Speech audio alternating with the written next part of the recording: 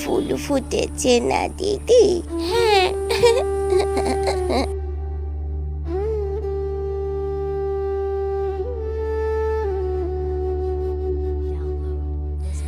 কে রে? ও মা, দিদিভাই যে, কি দিলে মাথায়? ফুল তো। থাক না ঠাম্মি, ভালো লাগছে। দূর পাগলি, ফুল গোজার বয়স কি আর আছে? তোমার কত চুল গো ঠাম্মি, আর কি সুন্দর। এখন আর কি আছে দিদি ভাই, এক সময় কত চুল ছিল। কোনো কোনো পাড়ার লোক কেশবতী বলে ডাকতো তো তাই।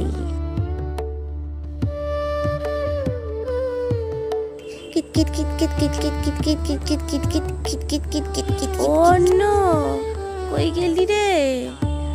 রাত নেই দিন নেই, কেবল শুধু খেলা আর খেলা। সারাটা দুপুর তো কেবল খেলেই কাটালে মা। তা তোর চুলগুলোর কি অবস্থা দেখেছিস? চল দেখি, তেল দিয়ে ভালো করে আঁচড়ে আর বেঁধে দি। একটু খেলে নি না মা। তোর খেলা পরে হবে খন, আগে চল দেখি।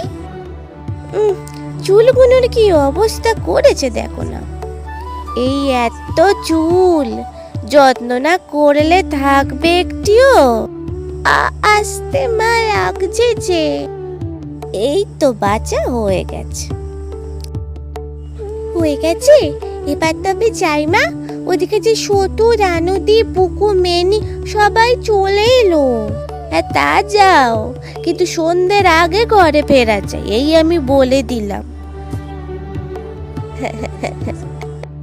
তারপরে দৌড়ে খেলতে চলে যেতাম। তুমিও দেখো দিদি ভাই, তোমারও অমন এক ঢাল চুল হবে। আমিও কেশবতী হব ঠাম্মি।